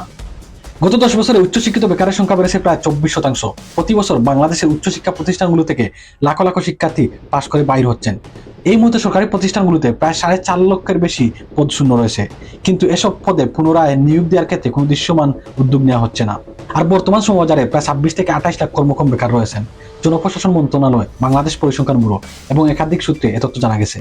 শিক্ষার্থী যখন তার জীবনের 25টা বছর বা 30টা বছর ব্যয় করে একটি ডিগ্রি অর্জন করবেন, তারপর যখন চাকরির জন্য আবেদন করবেন, তখন তাকে জিজ্ঞেস করা হয় আপনার কি এক্সপিরিয়েন্স রয়েছে, অর্থাৎ আপনি যে কাজের জন্য আবেদন করছেন তাতে কি আপনার এক্সপিরিয়েন্স রয়েছে। এখন আপনি যদি নতুনদেরকে শুধু জিজ্ঞেস করেন আপনার কি এক্সপিরিয়েন্স রয়েছে, তাহলে তো তারা কখনো এই এক্সপিরিয়েন্সটা অর্জন করতে পারবে না। আপনি তো নতুনদেরকে সুযোগ দিতে হবে। বর্তমান বাংলাদেশের প্রতিটি সেক্টরে যেখানে আপনি চাকরির জন্য আবেদন করবেন, সেখানে আপনারকে সবচেয়ে বড় যে প্রশ্নটি করা হবে তা হচ্ছে আপনার এক্সপিরিয়েন্স কি। এটি হচ্ছে আমাদের বর্তমান সময়ের বাস্তবতা। আমাদের তরুণ প্রজন্ম যখনই তারা কোনো কিছু করার চেষ্টা করেন, তখনই এলিট শ্রেণীর মানুষেরা যারা কিনা আমাদেরকে, আমাদের সোসাইটিকে কন্ট্রোল করছেন, তারা আমাদেরকে এমন কিছু প্রশ্ন ছুড়ে দেন যার জবাব হয়তো আমরা খুব সহজে দিতে পারি না। তার উত্তর যদিও আমাদের কাছে রয়েছে, কিন্তু বাস্তবিকতা হচ্ছে আপনি যখন কারো কাছে কোনো ধরনের চাকরি চাইবেন, তার মুখের উপর কোনো ধরনের কথা বলতে পারবেন না, তাকে তেল মেরে আপনাকে চলতে হবে। Reality is corruption killing our society, corruption killing hour dream, corruption killing hour youth generation. সেই শিক্ষকেরা যারা কিনা জীবন গড়া কারিগর, বেশিরভাগ ক্ষেত্রে বর্তমান বাংলাদেশে এসব শিক্ষকেরা কোচিং সেন্টার তৈরি করে ছাত্রদের কাছ থেকে টাকা ইনকাম করছেন। চাকরিতে যারা ইন্টারভিউ নেবেন বা যারা নিয়োগ দিবেন তাদের কাছে প্রতি একজন আবেদনকারী তাদের কাছে এক একটি সোনার হরিণের মতো। ঠিক তেমনইভাবে রাজনীতিবিদদের কাছে একজন বেকার মানে একজন রাজনৈতিক স্লোগানদাতা। সুতরাং দেশে যত বেকারত্ব বাড়বে তত বেশি রাজনীতিতে তারা তাদের স্থান পাকাপোক্ত করবেন। যাদের দ্বারা দেশ করবেন, যাদের নিয়ে স্বপ্ন দেখছেন একটি উন্নত রাষ্ট্র গঠনের জন্য, তাদেরকে ব্যবহার করে আমাদের সমাজের প্রতিটি সেক্টরে দুর্নীতি হচ্ছে। তাদেরকে ব্যবহার করে আমাদের দেশের রাজনীতিবিদরা নোংরা রাজনীতি করছেন, যার জন্য আমাদের সমাজ, আমাদের এই ইউথরা এই জায়গা থেকে বাইরে হয়ে আসতে পারছে না। সেই সকল শিক্ষক, সেই সকল নিয়োগদাতা এবং সেই সকল রাজনীতিবিদ তারা কি কখনো কল্পনা করে দেখেছেন এইসব বেকারদের জীবন কিভাবে চলে? প্রকৃত একজন বেকার অনুধাবন করতে পারেন সমাজের কাছে তারা কতটুকু অবহেলিত, তারা কতটুকু অবহেলার শিকার হচ্ছেন আমাদের সমাজের কাছে। আমার ভিডিওর এই পয়েন্টে আপনাদের সাথে একটি পার্সোনাল মতামত আমি শেয়ার করব। বর্তমান বাংলাদেশে যেসব রাজনৈতিক দল রয়েছে তার মধ্যে একটি রাজনৈতিক সংগঠন রয়েছে যারা কিনা তাদের কর্মীদের নিয়ে চিন্তা ভাবনা করেন। তাদের সেই কর্মীদেরকে কর্মসংস্থানের জন্য তারা বিভিন্ন সময় ব্যবস্থা করে দেন। আর সেই রাজনৈতিক সংগঠনটির নাম হচ্ছে জামাতে ইসলাম বাংলাদেশ। দেখুন, আমি জামাতে ইসলামের এখানে গুণগান গাওয়ার জন্য আসি নাই, যা সত্য তা আমি তুলে ধরার চেষ্টা করছি। আমার বাস্তবিক অভিজ্ঞতা থেকে আমি দেখেছি বিভিন্ন সময় জামাতে ইসলাম এবং ছাত্র শিবির তারা সব সময় তাদের কর্মীদের কর্মসংস্থানের জন্য যথাসাধ্য চেষ্টা করে যান। এখন আপনারা যদি বলেন আমি কোনো একটি রাজনৈতিক দলের এখানে প্রচারণা করছি, তাহলে আপনি ভুল করছেন। জামাত শিবিরের মতো যদি আওয়ামী লীগ এবং বিএনপি এবং অন্যান্য রাজনৈতিক সংগঠন তাদের কর্মীদেরকে কর্মসংস্থানের জন্য ব্যবস্থা করে দিত, বাংলাদেশে হতো এরকম বেকারত্ব থাকতো না। পরিশেষে উক্তির মাধ্যমে আজকে ভিডিওটি শেষ করব, কিন্তু আমার এই উক্তিটি বেকারদের পক্ষ হয়ে কথা বলবে। আমাদের সমাজের এলিট সোসাইটির ব্যক্তিদেরকে তাদের চোখে আঙুল দিয়ে দেখানোর চেষ্টা করবে তারা আমাদের বেকারদের সাথে কিরূপ আচরণ করছেন। তারা বলে অভিজ্ঞতা দাও, আমি বলি কাজ দাও। তবে তারা বলে ধৈর্য ধরো, আমি বলি ক্ষুধা ধৈর্য বুঝে না রে। আমি আজ বেকার, কিন্তু আমি দরিদ্রও নই, আমি ভিখারিও নই, আমি পরাজিতও নই। ছাত্রীরা একই পরিবারে 4 জনকে জবাই করে হত্যা, খুলনা একজন ছাত্রকে অপহরণ করে তারপর হত্যা করা হয়েছে। ঠিক একইভাবে তেজগাঁয়ের একজন চোর 10 বছরের কম বয়সী 4 জন সদস্য নিয়ে একটি কিশোর গ্যাং গড়ে তোলেন এবং এই কিশোর গ্যাং দিয়ে বিভিন্ন অপকর্মে লিপ্ত হয়ে থাকেন। 5 বছরের শিশু কন্যাকে খুনের পর তার দেহ টুকরো টুকরো করা হচ্ছে। সাভারে একজন ব্যবসায়ী হত্যা হচ্ছে। এত সকল নির্মম হত্যা কিসের জন্য হচ্ছে, কেন হচ্ছে, কে বা কারা করছেন, কিসের জন্য করছেন, তা নিয়ে আমরা পরবর্তীতে আলোচনা করব। এখন আমরা একটি বাস্তব অভিজ্ঞতা আপনাদের সাথে শেয়ার করব। আমরা যারা 10 থেকে 15 বছর বা 10 থেকে 18 বছর বয়স পার করেছি, তখন একটি অভিজ্ঞতা আমাদের সবার মধ্যে হয়েছে। যখন আমরা আমাদের দেশে বাংলা ছবিগুলো দেখতাম, সেই ছবিতে যে নায়ক থাকতেন, নায়কের পাঠে যে অভিনয় করতেন, তার সবসময় পজিটিভ রোলে অভিনয় করতেন। পজিটিভ রোলে অভিনয় করার জন্য বিভিন্ন সময় সে মানুষকে উপকার করতেন, তার মধ্যে একটি পজিটিভ মেসেজ থাকার জন্য আমরা যখন সেই সব ছায়াছবি বা নাটক দেখতাম, তখন আমাদের চরিত্রকে, আমাদেরকে সেই চরিত্রের মধ্যে প্রতিস্থাপন করার চেষ্টা আমরা করতাম। আপনি লক্ষ্য করে আমার সাথে মিলিয়ে নিতে পারেন, আমরা যখন শুক্রবারে বা শনিবারে ছায়াছবি দেখতাম, ছায়াছবি শেষ হওয়ার পর আমাদের মধ্যে একটি অ্যাগ্রেশন কাজ করত। এই ছায়াছবিতে নায়ক যে ডায়লগগুলা বলতেন তা আমাদের নিজেদের মধ্যে আমরা প্রতিস্থাপন করার চেষ্টা করতাম। আমরা সেই ডায়লগগুলো বলার চেষ্টা করতাম এবং যেই চরিত্রে তিনি অভিনয় করেছেন, যদি সেই ছবির মধ্যে নায়ক ডাক্তার থাকতেন, পুলিশ থাকতেন বা অন্য কোনো চরিত্রে অভিনয় করতেন, আমাদের এই মেইন লাইফটা তখনই হয়ে যেত ডাক্তার বা পুলিশ বা অন্য যে চরিত্র নায়ক যেখানে অভিনয় করেছেন। তার কারণ হচ্ছে আয়না নিউরন এবং আবেগের নিয়ন্ত্রক অংশ অ্যামিগডালা এবং ডোপামিন সিস্টেম একই সাথে কাজ করে আমাদের মুভির চরিত্রের মতো ব্যবহার এবং মুভির চরিত্রের মতো অনুশীলন করতে আমাদেরকে পরিচিত করে। ইংরেজিতে একটি কথা রয়েছে, a man is a product of his environment, অর্থাৎ আমাদের আশেপাশের আমাদের পরিবেশ, আমাদের সংস্কৃতি, আমাদের শিক্ষা, আমাদের পরিবার থেকে আমরা গঠিত হই। একজন ব্যক্তি তার ব্যবহার, তার ব্যক্তিত্ব আমাদের পরিবেশ থেকে গঠিত হয়ে থাকে। আর এই পরিবেশের একটি হচ্ছে আমাদের মিডিয়া, যার মধ্যে বর্তমান সময় আমরা বেশিরভাগ সময় মগ্ন থাকি। বর্তমান সময় আমাদের দেশের বিভিন্ন টিভি চ্যানেলে যেসব ক্রাইম সিরিজগুলো দেখানো হয়, যেমন সিআইডি বা ক্রাইম পেট্রোল, তা মূলত জনগণের সচেতনতার জন্য এগুলো প্রচার করা হয়ে থাকে। কিন্তু বাস্তবিক অর্থে এইসব টিভি সিরিজ দেখার পর আমাদের দেশের সাধারণ মানুষ কি সচেতন হচ্ছেন, অপরাধ থেকে দূরে থাকছেন, নাকি এসব সিরিজ দেখার পর আরো অপরাধমুখী হচ্ছেন, তা জানার চেষ্টা করব আজকের এই ভিডিওর মাধ্যমে। এই সকল টিভি সিরিজকে এমনভাবে আকর্ষণীয় করে তুলে ধরা হয়, যার জন্য দর্শকরা যখন এসব টিভি সিরিজ দেখেন, তারপর যখনই তাদের মধ্যে কোনো ধরনের অপরাধবোধ জাগে, তখনই এ ধরনের কৌশল অবলম্বন করে তারা বিভিন্ন অপরাধে রপ্ত হয়ে থাকেন, যা আমরা বর্তমান বাংলাদেশে বিভিন্ন সময় দেখে আসছি। বিভিন্ন অপরাধীরা যারা কিনা অপরাধের সাথে যুক্ত হচ্ছেন, তাদেরকে স্বীকারোক্তির মাধ্যমে উঠে আসছে তারা সিআইডি বা ক্রাইম পেট্রোল থেকে এ ধরনের কৌশল রপ্ত করেছেন। দ্বিতীয় বিষয়টি হচ্ছে আমরা এসব সিরিজে দেখি যে অপরাধীদেরকে তারা খুব সহজেই ধরে ফেলেন, কিন্তু বাস্তবিক অর্থে যখন বাস্তব জীবনে এ ধরনের অপরাধ হয়ে থাকে তখন সেই সব অপরাধীদেরকে বছরের পর বছর আমাদের প্রশাসন কখনো ধরতে পারে না। সাংবাদিক দম্পতি সাগর সারোয়ার ও মেহরুন রুনি হত্যার 13 বছর পূর্ণ হলো। আদালতের নথি অনুসারে গতকাল পর্যন্ত জোড়া খুনের এই মামলার তদন্ত শেষ করতে পারেনি তদন্তকারী কর্মকর্তারা। সুতরাং আমাদের দেশের সাধারণ মানুষের মধ্যে একটি ভিন্ন ধরনের চিন্তাধারা কাজ করে যে আমরা যে সিনেমাগুলো দেখি, আমরা যে সিরিজগুলো দেখি, সেখানে অপরাধীদেরকে খুব সহজেই ধরতে পারে, তাহলে আমাদের প্রশাসন কিসের জন্য এই সকল অপরাধীদেরকে ঠিক একইভাবে ধরতে পারছেন না। তৃতীয় যে বিষয়টি হচ্ছে, এ সকল সিরিজ দেখার পর আমাদের সমাজের বিভিন্ন মানুষ তারা তাদের আশেপাশের মানুষকে বিভিন্ন সময় সন্দেহের চোখে দেখেন। কোনো ধরনের অপরাধ করুক বা না করুক, যখনই কোনো কিছু হয়ে থাকে তখনই মনে হয় আমার আশেপাশে যেসব মানুষ রয়েছেন তারা হয়তো এ ধরনের অপরাধের লিপ্ত রয়েছেন, যা কিনা বাস্তব অর্থে কখনো হয়তো ঘটছে না, যার জন্য মানুষ মানুষকে প্রতিনিয়তই সন্দেহ করে যাচ্ছে এবং তাদের মধ্যকার দূরত্ব বেড়ে চলছে। চতুর্থ বিষয়টি হচ্ছে, এ ধরনের সিরিজ দেখার পর অনেক মানুষ রয়েছেন যারা প্রতিনিয়তই বইয়ের মধ্যে কাজ করেন। যখনই তারা কোনো কিছু করতে যান তখন মনে হয় আমার সাথে হয়তো এ ধরনের অপরাধ ঘটতে যাচ্ছে, আমি যে করছি তা হয়তো কেউ আমাকে অনুসরণ করছেন, যার ফলে মানুষের মধ্যে একটি ভয়ভীতি কাজ করে, মানুষ স্বাধীনভাবে চলাচল করতে পারছেন না। পঞ্চম যে বিষয়টি আমি এখানে এনেছি তা হচ্ছে, অপরাধ করার পর আমাদের দেশের বিভিন্ন অপরাধীরা এইসব সিরিজ দেখে কিভাবে এ ধরনের কৌশল রপ্ত করেন, এ ধরনের অপরাধকে কিভাবে টাকা দেবেন তার জন্য বিভিন্ন পন্থা অবলম্বন করেন। কোনো একটি অপরাধ করার পর সেই অপরাধকে আইনের চুক থেকে ডাকার জন্য বিভিন্ন ধরনের পন্থা অবলম্বন করেন, যার জন্য তারা একটি অপরাধকে ডাকতে গিয়ে আরো বড় ধরনের অপরাধ করে ফেলেন। যার জন্য আমরা দেখতে পারি একজন অপরাধী যখন একটি অপরাধ করেন সেই অপরাধকে ডাকতে গিয়ে আরো বড় ধরনের অপরাধ করে ফেলেছেন এবং প্রতিনিয়তই তার অপরাধের সংখ্যা বেড়েই চলেছে। এভাবেই একজন অপরাধী তার অপরাধের সংখ্যা প্রতিনিয়তই বৃদ্ধি পাচ্ছে। বন্ধুরা, এখন আসুন ভিডিওর শুরুতে আমি যেসব হত্যাকাণ্ডের কথা বলেছি, আমি বলেছিলাম পরবর্তীতে তা নিয়ে আলোচনা করব, এইসব হত্যাকাণ্ড নিয়ে আলোচনা করা যাক। ভিডিওর শুরুতে আমি যেসব হত্যাকাণ্ড বলেছি তার প্রতিটি হত্যাকাণ্ডে আসামিকে যখন পুলিশ কাস্টাডিতে নেওয়া হয়েছে, যখন তাদেরকে জবানবন্দির জন্য তাদেরকে রিমান্ডে নেওয়া হয়েছিল, তখন তারা স্বীকার করেছেন যে তারা এসব হত্যাকাণ্ড মূলত সিআইডি অথবা ক্রাইম পেট্রোল দেখে তা শিখেছেন, তারা রপ্ত করেছেন এই সকল কৌশল এই সকল সিরিজ থেকে, এবং পরবর্তীতে যাদের সাথে তাদের সমস্যা ঘটেছে তখনই তারা এ ধরনের কৌশল অবলম্বন করে এ ধরনের অপরাধ করে তুলেছেন। বন্ধুরা, ভিডিওর শুরুতে আমি যেসব অপরাধের কথা তুলে ধরেছি তা শুধুমাত্র যেই সকল অপরাধী অপরাধ করার পর বাংলাদেশ প্রশাসন তাদেরকে ধরতে পেরেছে তারা এ ধরনের স্বীকারোক্তি দিয়েছেন, কিন্তু এ সকল অপরাধ দেখার পর, এ সকল সিরিজ দেখার পর এ ধরনের অপরাধ করে ফেলেন তাদের অনেকাংশ মানুষ এখন পর্যন্ত আমাদের প্রশাসনের হাতের বাইরে রয়েছেন। এখন আমরা বলতেই পারি যেই সিরিজগুলো শুধুমাত্র জনগণের সেফটির জন্য, জনগণের সচেতনতার জন্য প্রচার করা হচ্ছে, সেই সিরিজগুলো বর্তমান সময়ে আমাদের দেশে হত্যা, দর্শন এবং বিভিন্ন অপকর্মে লিপ্ত করছে আমাদের সাধারণ জনগণকে। এই সকল সিরিজ মূলত আমাদের দেশের যুবকদেরকে বিভিন্ন সময় অপরাধমুখী করে তুলেছে। যখনই তারা অপরাধমুখী হওয়ার চেষ্টা করছেন তখন কিভাবে এ ধরনের অপরাধ করবেন এবং কিভাবে সেই সকল অপরাধকে ডাকা দেবেন তা শুধুমাত্র এই সকল সিরিজ দেখে শিক্ষা গ্রহণ করছেন। পূর্বের সাথে যদি আপনি লক্ষ্য করেন তাহলে দেখতে পারবেন বর্তমান সময়ে প্রতিদিন আমাদের দেশে হত্যা, দর্শন এবং বড় ধরনের চুরি ডাকাতি প্রতিনিয়তই ঘটছে। আমাদের দেশের প্রশাসন, আমাদের দেশের বিচার বিভাগ এ সকল অপরাধীদেরকে ধরে তাদেরকে বিচারের আওতায় নিয়ে আসছেন, তাদেরকে বিচার করছেন, কিন্তু যারা আমাদের সমাজে এ ধরনের ভাইরাস ছড়াচ্ছে, যাদের মাধ্যমে আমাদের দেশের যুব সমাজরা, আমাদের দেশের সহজ সরল মানুষরা এ ধরনের অপরাধে লিপ্ত হচ্ছেন, সেই সকল অপরাধীদের জন্য কি ধরনের আইন করেছে আমাদের সরকার, আমাদের বিচার বিভাগ, আমাদের প্রশাসন।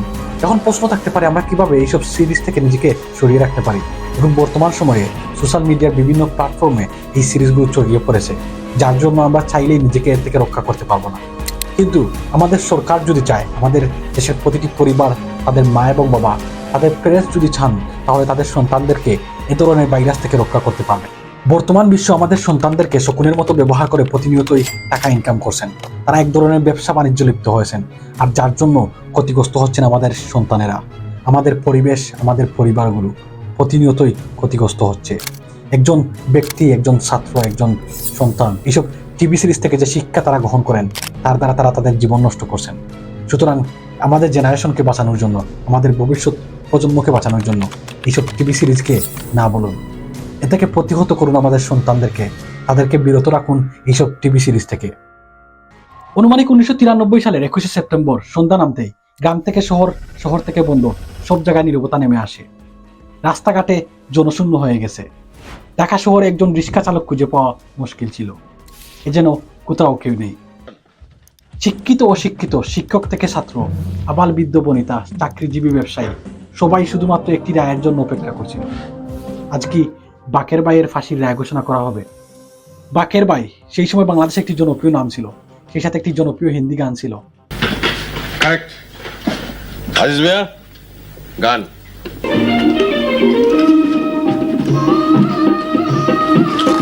বলছি 1990 সালের শুরুর দিকে হুমায়ুন আহমেদ রচিত কোথাও কেউ নেই নাটকের কথা, যেখানে প্রধান চরিত্র হিসেবে অভিনয় করেছিলেন বাকের ভাই, যাকে আমরা আসাদুজ্জামান নূর হিসেবে চিনি। তার বিপরীতে অবস্থান করেছিলেন মুনা, যাকে আমরা সুবর্ণা মুস্তফা হিসেবে চিনি। এবং এই নাটকে বাকের ভাইয়ের সহযোগী হিসেবে ছিলেন বদি এবং মতি, যাদেরকে আমরা যথাক্রমে আব্দুল কাদের এবং লুৎফুর রহমান জজ হিসাবে চিনি। কোথাও কেউ নেই একটি সামাজিক নাটক। এতে ফুটিয়ে তোলা হয়েছে কয়েকটি পরিবারের নিত্যদিনের বিভিন্ন সমস্যা, কখনো আবেগ দিয়ে, কখনো হাস্যরসের মাধ্যমে ফুটিয়ে তোলার চেষ্টা করা হয়েছে। দি গ্রেপস ভাইটামিন সি। তোর মাকে দিবা বদি ভাই কি আছে?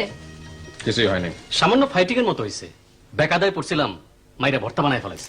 কখনো ফুটিয়ে তোলার চেষ্টা করা হয়েছে বাস্তবতার কাছে একটি পরিবার কতটুকু অসহায় তার চিত্র। ঘর অন্ধকার হয়ে আছে, তুমি আসছো, ঘর আলো হয়ে গেছে। কোথাও কেউ নেই সমাজের ন্যায় অন্যায় এবং প্রেম বিচ্ছেদের ট্রেজেডিকে ফুটিয়ে তুলে। নাটকের কেন্দ্রীয় চরিত্র বাকের ভাই আসাদুজ্জামান নূর একজন গুন্ডা, যিনি প্রতিনিয়তই নিপীড়িত মানুষের পাশে দাঁড়ান। কিন্তু একটি মিথ্যা মামলার জন্য তাকে ফাঁসিতে ঝুলতে হয়। তার প্রেমের প্রতিদ্বন্দ্বী মুনা সুবর্ণা মুস্তফা, যিনি একাকিত্ব এবং কষ্টে নিজেকে টিকিয়ে রাখেন। এবং নাটকের শেষের দিকে বাকের ভাইয়ের লাশ নিয়ে তিনি একা থেকে যান। একাকিত্বে যারা বসবাস করেন তাদের কাছে পৃথিবীটা সবসময় শূন্যই মনে হয়, ঠিক মুনারই মতো, যার জন্য লেখক হুমায়ুন আহমেদ এটির নাম রেখেছেন কোথাও কেউ নেই।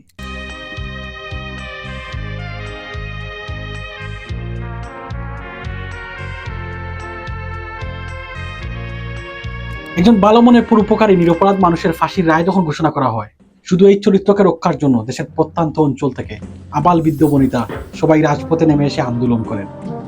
যদিও এটি একটি কাল্পনিক চরিত্র, এখানে যা দেখানো হয়েছে সম্পূর্ণ কাল্পনিক ছিল, তাহলে কিসের জন্য মানুষ এই চরিত্রকে রক্ষার জন্য রাজপথে নেমে এসেছিল? মানুষ কিসের জন্য আন্দোলন করেছিল? মূলত লেখক হুমায়ুন আহমেদ এই চরিত্রের মাধ্যমে দর্শকদের মধ্যে যে মায়া ঢুকিয়ে দিয়েছেন, মানুষ মূলত এই মায়াকে রক্ষার জন্য, এই ভালোবাসাকে রক্ষার জন্য রাস্তার মধ্যে নেমেছিল, এই চরিত্রকে রক্ষার জন্য রাস্তার মধ্যে নেমেছিল। কিন্তু বাস্তবিকতা আমরা যদি লক্ষ্য করি, নাটকের মধ্যে যা হয়েছে সম্পূর্ণ কিছু কাল্পনিক। এখানে ফাঁসিটি কাল্পনিক, এখানে ফাঁসির রায়টি কাল্পনিক, এখানে কাউকে হত্যা করা হচ্ছে না। কিন্তু আন্দোলন যা করা হয়েছে, দেশের প্রত্যন্ত অঞ্চল থেকে মানুষ নেমে যে আন্দোলন করেছিলেন, তা কিন্তু সেই সময় বাস্তব ছিল। কোথাও কেউ নিয়ে নাটক নিয়ে কিছু মজাদার ফ্যাক্ট আলোচনা করব। নাটক চলাকালীন সময় বাস্তবে অনেক নারী চিঠি এবং পোস্টকার্ডের মাধ্যমে বাকের ভাইকে বিয়ের প্রস্তাব দিয়ে আসছিলেন। ঢাকা বিশ্ববিদ্যালয়ের বিভিন্ন স্থানে মিছিল পর্যন্ত হয়েছিল বাকের ভাইয়ের ফাঁসির বিরুদ্ধে, যা কোনো টিভি নাটকের জন্য অপ্রত্যাশিত এবং নজিরবিহীন। হুমায়ুন আহমেদের বাসায় প্রতিদিন শত শত চিঠি আসতো নাটকের কাহিনী বদলে দেওয়ার জন্য। অনেকে আবার হুমায়ুন আহমেদের কাছে ক্ষমা প্রার্থনা করতেন বাকের ভাইয়ের হয়ে। নাটকের শেষ পর্বের দিন দেখা প্রায় মানবশূন্য হয়ে গিয়েছিল, সবাই তাড়াতাড়ি দোকানপাট বন্ধ করেছিল, এমনকি রিক্সা চালক পর্যন্ত নাটকের শেষ পর্ব দেখার জন্য ভিড় জমিয়েছিল সেই দিন। সেই সময় প্রধানমন্ত্রী বেগম খালেদা জিয়া দেশের অভ্যন্তরে মানুষের এ ধরনের আবেগ দেখে তিনি কল করেন প্রযোজক বরকতুল্লাহকে এবং তাকে রিকোয়েস্ট করেন হুমায়ুন আহমেদকে বোঝানোর জন্য কোনোভাবে যদি বাকের ভাইকে বাঁচিয়ে রাখা যায়। কিন্তু হুমায়ুন আহমেদ তার এই রিকোয়েস্ট রাখেননি। একটা সময় ছিল যখন মানুষ দিনের পর দিন অপেক্ষা করতেন এরকম নাটকের একটি পর্ব দেখার জন্য। মেয়েটি আপনার কে হয়? কেউ হয় না, পাড়ার মেয়ে। যাতে ছিল না কোনো অশ্লীলতা বা অশ্লীল অঙ্গভঙ্গি, তারপর এসব নাটকের জনপ্রিয়তা ছিল আকাশচুম্বী। একটি নাটকের চরিত্রকে বাঁচিয়ে রাখার জন্য মানুষের এই আন্দোলন, মানুষের অনুভূতি প্রকাশ করে এসব নাটকের জনপ্রিয়তা ঠিক কতটুকু ছিল। মানুষের মধ্যে এসব নাটক কি পরিমাণ নাড়া দিয়েছিল তা হয়তো বুঝতে পারবেন। আর বর্তমান সময়ে যেসব নাটক তৈরি বা প্রচার করা হয় শুধুমাত্র সস্তা জনপ্রিয়তার জন্য, যেসব ভাষা ব্যবহার করা হয় বা অঙ্গভঙ্গি দেখানো হয়, তার দ্বারা আমাদের সমাজে কি পরিমাণ ক্ষতি হচ্ছে তা বোঝার জন্য আপনাকে দেখতে হবে রুচির দুর্ভিক্ষ পর্ব 1। তখন আপনি বুঝতে পারবেন বর্তমান আমাদের দেশের নাটক দ্বারা কি দেখানো হচ্ছে, কি প্রচার করানো হচ্ছে। আমরা যদি লক্ষ্য করি তাহলে বুঝতে পারবো একটি নাটক বা সিনেমায় কিসের জন্য মানুষ আসক্ত হয়ে পড়েন। তার কারণ হচ্ছে দুটি। প্রথম কারণ হচ্ছে কিছু নাটক বা সিনেমা দেখার পর মানুষ এইসব নাটক বা সিনেমার মধ্যে নিজেকে খুঁজে পাওয়ার চেষ্টা করেন, এই নাটকের চরিত্রের মধ্যে নিজেকে খুঁজে পাওয়ার চেষ্টা করেন, তার আশেপাশের বিভিন্ন চরিত্রের সাথে মিলানোর চেষ্টা করেন, এখান থেকে বিভিন্ন শিক্ষণীয় বিষয় শিক্ষা গ্রহণের চেষ্টা করেন, যার দরুন এসব নাটক বা সিনেমা জনপ্রিয়তার শীর্ষে আসে এবং মানুষ সব নাটক বা সিনেমায় আসক্ত হয়ে পড়েন। অন্য দিকটি হচ্ছে শুধুমাত্র নোংরামি, যেখানে শুধুমাত্র নোংরামিকে প্রমোট করা হয়, অসভ্য ভাষায় গালিগালাজ, বিভিন্ন বেপরদায় জিনিস দেখানো হয়, যার জন্য আমাদের সমাজের উঠতি বয়সী যুবক যুবতীরা এসব নাটক বা সিনেমায় আসক্ত হয়ে পড়েন, যার ফলে ক্ষতিগ্রস্ত হচ্ছেন আমাদের উঠতি বয়সী যুবক যুবতীরা। এখানে এটি স্পষ্ট, কোথাও কেউ নেই একটি ধারাবাহিক নাটক, ঠিক একইভাবে ব্যাচেলর পয়েন্ট একটি ধারাবাহিক নাটক, কিন্তু এর মধ্যে পার্থক্য কি রয়েছে, এর মধ্যে ব্যবধান কি রয়েছে তা যদি লক্ষ্য করেন তাহলে বুঝতে পারবেন। ব্যবধান হচ্ছে কোথাও কেউ নেই একটি সামাজিক নাটক, যেখানে পরিবারের 10 জন সদস্য মিলে একসাথে উপভোগ করার মতো। স্যার, মাই নেম ইজ বদি। এটা আপনার সেই গাধা অ্যাসিস্ট্যান্টটা না? ওকে চলে যেতে বলেন, বোকা লোক আমি একদম সহ্য করতে পারি না। ঠিক একইভাবে যদি আমরা লক্ষ্য করি তাহলে দেখতে পারবো ব্যাচেলর পয়েন্টে শুধুমাত্র গালিগালাজকে প্রমোট করা হচ্ছে, আমাদের সমাজে গালিগালাজকে প্রমোট করা হচ্ছে এবং গালিগালাজকে নর্মালাইজ করার চেষ্টা করা হচ্ছে। আমাদের এখানে স্যানিটাইজার লাগানোর কোনো শখ নেই, আমরা যদি নিজের টিয়াতে লাগাতেন হতো লাগানো হবে। যার সাইড এফেক্ট হিসেবে আমরা লক্ষ্য করলে দেখতে পারি আমাদের সমাজের ছোট্ট ছোট্ট ছেলেরা বড় ধরনের গালিগালাজ করে থাকেন, যার সাইড এফেক্ট হিসেবে আমরা দেখতে পারি আমাদের দেশের ছোট্ট ছেলেরা বড়দেরকে আর সম্মান করে না, যার সাইড এফেক্ট হিসেবে আমরা দেখতে পারি আমাদের দেশের বিভিন্ন স্থানে এরকম শিশু গ্যাং গড়ে উঠেছে। একটা সময় যখন কোথাও কেউ নিয়ে নাটকটি সম্প্রচার করা হয়েছিল, মানুষ বাকের ভাইকে অনুসরণ করছিল, কারণ বাকের ভাই একজন পজিটিভ রোলে অভিনয় করেছিলেন। যদিও তিনি স্বভাবত একজন গুন্ডা ছিলেন, কিন্তু তার উদ্দেশ্য সবসময় ভালো ছিল। আর বর্তমান সময় নাটক এবং সিনেমায় যত বেশি নোংরামি এবং যত বেশি ভায়োলেন্স রয়েছে, ঠিক তত বেশি হিট, যা দেখতে আমাদের রুচিতে বাঁধে। কিন্তু প্রশ্ন হচ্ছে এর জন্য দায়ী কে বা কারা? এজন্য দায়ী হচ্ছেন আপনি, আমি এবং আমরা। আমরা যখন এ ধরনের নাটক বা সিনেমা দেখব, তাহলে আপনিই বলুন কিসের জন্য প্রযোজক এবং নির্মাতারা টাকা খরচ করে ভদ্র ভাষার নাটক এবং সিনেমা নির্মাণ করবেন। বর্তমান সময়ে তারা সবচেয়ে বড় অভিনেতা, যাদের মুখের ভাষা যত বেশি খারাপ, যাদের ক্যারেক্টার যত বেশি খারাপ, তারাই সবচেয়ে বড় অভিনেতা।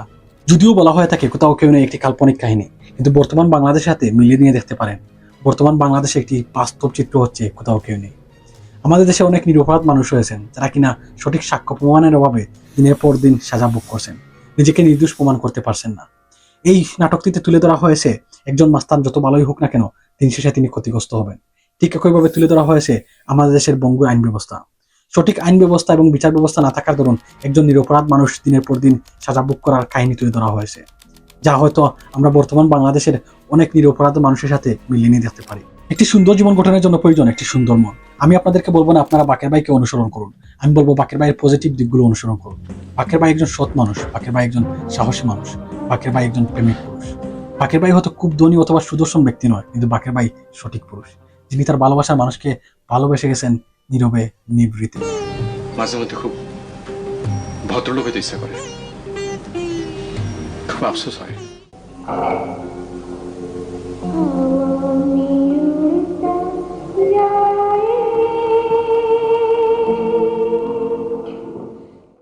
একটি সমাজকে দূষিত করার জন্য নোংরা সংস্কৃতি ছড়িয়ে দেওয়া যেমন বিকল্প নেই, ঠিক একইভাবে একটি সমাজকে সুন্দরে ভরপুর করার জন্য সুস্থ সংস্কৃতির প্রয়োজন রয়েছে। বন্ধুরা, আসুন আমাদের আগামীর প্রজন্মকে সুস্থ সুন্দর প্রজন্ম হিসাবে গড়ে তোলার জন্য সুস্থ বিনোদনের প্রয়োজন রয়েছে। সুতরাং আমাদের সমাজের কাছে সুস্থ বিনোদনকে আমরা প্রমোট করি, এরকম নোংরা অপসংস্কৃতিমূলক বিনোদনকে আমরা বর্জন করি। আজ থেকে 5 বছর পূর্বে রাজধানীর প্রকৌশলী রাহিবউদ্দিনের 2 সন্তান এবং স্ত্রী নিয়ে সুখের একটি পরিবার ছিল, কিন্তু হঠাৎ করে এই 2 সন্তান এবং স্ত্রীর হত্যার খবর যখন নিউজে উঠে আসে, তখন পুলিশ এই ট্রিপল মার্ডারের কারণ আবিষ্কার করতে যা সামনে নিয়ে আসলো তা খুবই ভয়ঙ্কর ছিল। নিজ বাবার হাতে সন্তান, স্বামীর হাতে স্ত্রী হত্যা ঠিক কতটা হৃদয় বিদারক ছিল তা বাবার মুখ থেকেই শুনলেই বুঝতে পারবেন। একজন জুয়ারি বাবার দ্বারা এরকম হত্যাকাণ্ড সম্ভব। স্বপ্ন দেখা সহজ, কিন্তু সেই স্বপ্ন বাস্তবে রূপান্তর করার জন্য পরিবারের প্রতিটি ব্যক্তির অনেক চড়াই উতরাই পার করতে হয়। কিন্তু সেই স্বপ্ন শুধুমাত্র অনলাইন বা অফলাইন একটি ভাইরাসের জন্য যখন ধ্বংস হয়ে যাবে, তখন আপনি কি বলবেন? ভাইরাস যখন আসে তখন আশেপাশের সবকিছুই ক্ষতিগ্রস্ত হয়। ঠিক তেমনি পরিবারের একজন ব্যক্তি যখন জুয়ায় আসক্ত হন, তখন গোটা পরিবার ধ্বংস হয়ে যায়, যার উদাহরণ প্রকৌশলী রাহিবউদ্দিন। এরকম হাজারো রাহিবউদ্দিনের পরিবার ধ্বংস হয়ে গিয়েছে শুধুমাত্র পরিবারের একজন ব্যক্তি জুয়ায় আসক্ত হওয়ার মাধ্যমে। তার বাস্তব চিত্র হচ্ছেন সোহেল মিয়া, যার বয়স 28 বছর, বগুড়া শহরে বসবাস, পেশায় একজন কাঠমিস্ত্রি। 2019 সালে আইপিএলে বাজিমাত ধরে যখন ঋণগ্রস্ত হয়ে পড়েন, তখন ট্রেনের সামনে গিয়ে আত্মহত্যা করে নিজের জীবন বিলিয়ে দেন। তার আরেকটি বাস্তব উদাহরণ হচ্ছেন নাটোরের যুবক শান্ত সচিদার, যার বয়স 19 বছর, মাত্র যৌবনে পদার্পণ করেছেন, পেশায় একজন ভ্যান চালক। মোবাইল জুয়ায় আসক্ত হওয়ার পরে পরিবারের কাছে টাকা চেয়ে যখন টাকা পাননি, তখন বিষ খেয়ে আত্মহত্যা করেছেন শান্ত সচিদার। এখানে আমরা 2টি উদাহরণ দেখলাম, যেখানে 2জন ব্যক্তি এই জুয়ায় আসক্ত হয়ে তাদের জীবন বিলিয়ে দিয়েছেন। কিন্তু তাদের এই মৃত্যুর দরুন, তাদের এ ধরনের আচরণের দরুন তাদের পরিবারে কি ধরনের প্রভাব ফেলেছে তা আপনি আমি এখানে বসে হয়তো কল্পনা করতে পারবো না। 2024 সালে জুন মাসে তথ্য প্রযুক্তি প্রতিমন্ত্রী জানান অনলাইন জুয়া আসক্ত বাংলাদেশের প্রায় 50 লাখ মানুষ, যার জন্য পরিবারগুলো ঋণগ্রস্ত, তাদের মধ্যে মানসিক টানাপূরণ এবং সংঘাত দেখা দিচ্ছে। এরকম ঘটনা প্রায়ই ঘটছে বাংলাদেশের মাটিতে, যার জন্য পরিবারগুলো তাদের সন্তানদেরকে হারাচ্ছেন। নিমিষে একটি পরিবার ধ্বংস হয়ে যাচ্ছে। কিন্তু প্রশ্ন হচ্ছে, পরিবারের একজন ব্যক্তি জুয়ায় আসক্ত হওয়ার জন্য পরিবারের অন্যান্য সদস্যরা কিসের জন্য ভুগবেন? এটি অবশ্যই সামাজিক অবক্ষয়, কিন্তু তার জন্য দায়ী কে বা কারা তা আমাদেরকে খতিয়ে দেখতে হবে। এজন্য দায়ী কে বা কারা তা বুঝতে হলে সর্বপ্রথম আমাদের দেখতে হবে সাইটগুলো কিভাবে ব্যবহার করা হয় আমাদের দেশের মধ্যে। আন্তর্জাতিক বেটিং সাইটের লোকাল এজেন্ট, সাব এজেন্টরা বাংলাদেশে বসে এগুলো পরিচালনা করেন। অনেক ক্ষেত্রে VPN ব্যবহার করে এই সাইটগুলো ভিজিট করা হয়ে থাকে। আমি এই সাইটগুলোর নাম এখানে মেনশন করব না, আমি চাই না তাদের প্রমোট করা হোক এই ভিডিওর মাধ্যমে। অনেক ক্ষেত্রে আমরা দেখতে পারি ফেসবুক, হোয়াটসঅ্যাপ বা টেলিগ্রামে গ্রুপ খুলে কিভাবে এইসব সাইট থেকে টাকা ইনকাম করা হয় তা বলা হয়ে থাকে। তাদের কাজ হচ্ছে যুব সমাজকে সেদিকে আকৃষ্ট করা। তার জন্য তারা বিভিন্ন ধরনের কৌশল অবলম্বন করে থাকেন, যেমন ফ্রি স্পিং বা সাইন আপ বোনাস, অর্থাৎ আপনি কোনো ধরনের টাকা ইনভেস্ট না করেই এই খেলায় অংশগ্রহণ করতে পারবেন এবং বড় অঙ্কের টাকা আর্ন করতে পারবেন। ঠিক একইভাবে কোনো ধরনের টাকা ইনভেস্ট না করেই শুধুমাত্র সাইন আপ করেই আপনি বড় অঙ্কের টাকা আর্ন করতে পারবেন। আর আমাদের যুব সমাজ সেই ফাঁদে পা দিয়ে থাকেন। তাদের কাছে মনে হয় আমি কোনো কিছু না করেই টাকা আর্ন করতে পারি, তাহলে কিসের জন্য সেই অ্যাপসটি আমি ডাউনলোড দিব না, সেই সাইট কিসের জন্য ভিজিট করবো না, সেই খেলায় কিসের জন্য অংশগ্রহণ করবো না। কিন্তু আপনি যখন একবার সেই খেলায় অংশগ্রহণ করবেন বা সেই সাইটে ভিজিট করবেন, তাদের অ্যালগরিদমগুলো এমনভাবে ডিজাইন করা আপনি আর সেখান থেকে বাইরে হয়ে আসতে পারবেন না। আপনি একটি মায়ার মধ্যে পড়ে থাকবেন। আপনি যখন সেই খেলায় অংশগ্রহণ করবেন, যদি কোনো কারণে আপনি হেরে যান, আপনার কাছে মনে হবে অল্পের জন্য হেরে গেছি। এই অল্পের জন্য হারটা আপনার জীবনের জন্য কাল হয়ে যাবে। আপনি আর কখনোই জয়লাভ করতে পারবেন না, আপনি আর কখনোই আপনার জীবনে ফিরে আসতে পারবেন না। এখানে খুব সুন্দর একটি উদাহরণ আমরা টেনে আনতে পারি। আমাদের দেশে গ্রাম অঞ্চলে বিভিন্ন সময় খেলাধুলার আয়োজন করা হয়ে থাকে। এসব খেলাধুলায় অংশগ্রহণ করতে হলে প্রতিটি টিমকে একটি বড় ধরনের এন্ট্রি ফি দিতে হয়। আমরা উদাহরণস্বরূপ ধরে নিলাম খেলাটি হচ্ছে ক্রিকেট এবং এখানে অংশগ্রহণ করতে পারবে প্রায় 50টি টিম এবং এন্ট্রি ফি হচ্ছে 5,000 টাকা। 5,000 ইন্টু 50 অর্থাৎ কত হয়? প্রায় 2.5 লক্ষ টাকা। অর্থাৎ আয়োজক কমিটি শুধুমাত্র খেলোয়াড়দের এন্ট্রি ফি বাবদ নেবেন প্রায় 2.5 লক্ষ টাকা। এখন আমাদের দেখতে হবে তাদের খরচ কত টাকা আসবে। অর্থাৎ প্রথম পুরস্কার ফ্রিজ, দ্বিতীয় পুরস্কার টেলিভিশন, তৃতীয় পুরস্কার এরকম কিছু পুরস্কার যদি দিয়ে তাদের প্রায় 1.5 লক্ষ টাকার মতো পুরস্কার দেন, তারপরও তাদের আয় হচ্ছে এখান থেকে প্রায় 1 লক্ষ টাকা। শুধুমাত্র এখানেই শেষ নয়, আমাদের আরো লক্ষ্য করতে হবে এসব খেলায় বেশিরভাগ ক্ষেত্রেই আমরা দেখতে পারি প্রথম পুরস্কার, দ্বিতীয় পুরস্কার এবং তৃতীয় পুরস্কার দাতারাই দিয়ে থাকেন। অর্থাৎ প্রায় 2.5 লক্ষ টাকাই আয়োজক কমিটি এখান থেকে লাভবান হচ্ছেন। এখানে যেভাবে ক্রিকেট খেলায় খেলোয়াড়দের সময় তাদের অর্থ এবং মস্তিষ্ককে নিয়ন্ত্রণ করছেন আয়োজক কমিটিরা, ঠিক একইভাবে জুয়া খেলায় যারা জুয়া খেলেন তাদের সময় তাদের অর্থ এবং তাদের মস্তিষ্ককে নিয়ন্ত্রণ করছেন এইসব জুয়ার আয়োজকেরা। আমরা হয়তো কখনো কল্পনা করতে পারি না। তারা আমাদের কাছ থেকে হাতিয়ে নিচ্ছেন মোটা অঙ্কের টাকা, বিনিময়ে তারা আমাদেরকে দিচ্ছেন ডিপ্রেশন, আমাদের সময় নষ্ট করছেন, আমাদেরকে একটি বড় ধরনের সমস্যায় ফেলছেন, যার জন্য আমাদের সন্তানেরা আজ পথভ্রষ্ট হয়ে যাচ্ছে। এখন অনেকে মনে প্রশ্ন থাকতেই পারে, আমাদের গ্রামে বিভিন্ন সময় এ ধরনের খেলাধুলার আয়োজন করা হয়ে থাকে, আমাদের সন্তানেরা তো বাজেভাবে আসক্ত হচ্ছেন না।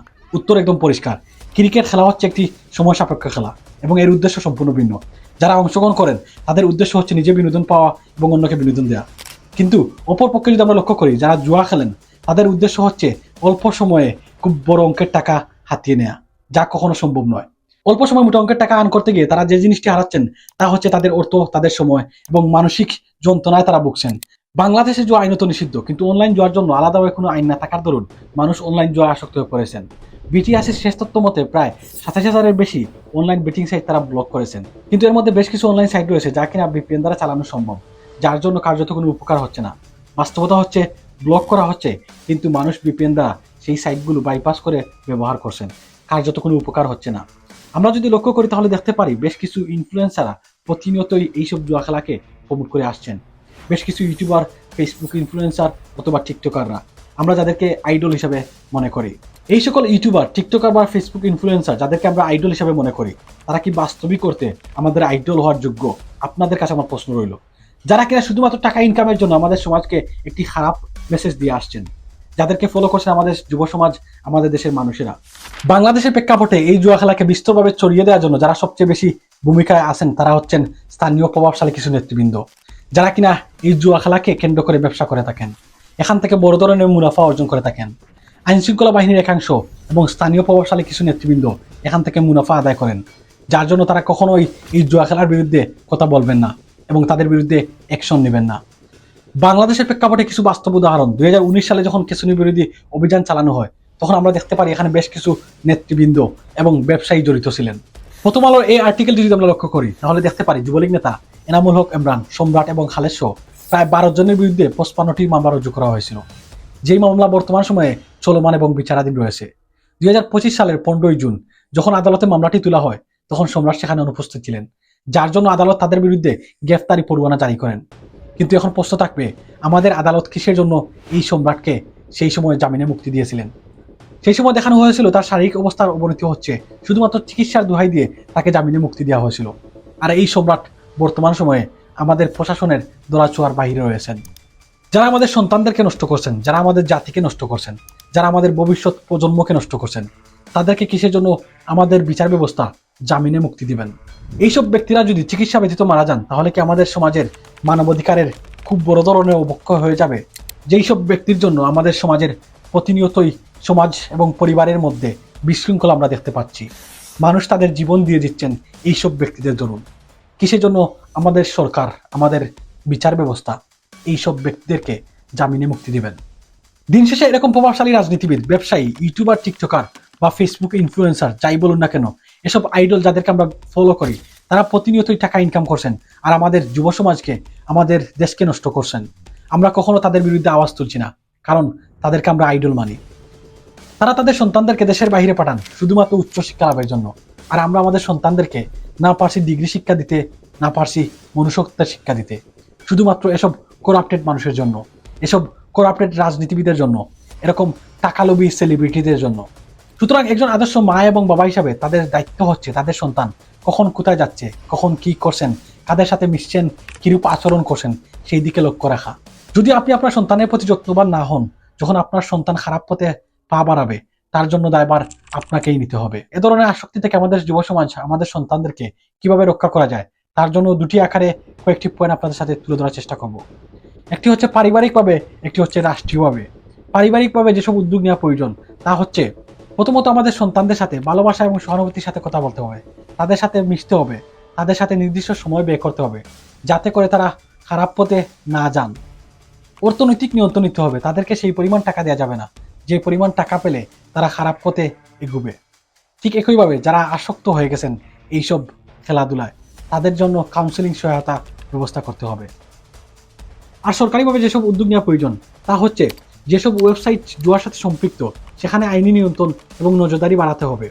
সেই সাথে যারা এসব খেলাধুলায় আসক্ত হয়ে গেছেন তাদের মানসিক স্বাস্থ্য ব্যবস্থা নিশ্চিত করতে হবে, শিক্ষা এবং সচেতনতা নিশ্চিত করতে হবে, আর্থিক নিয়ন্ত্রণ ব্যবস্থা করতে হবে।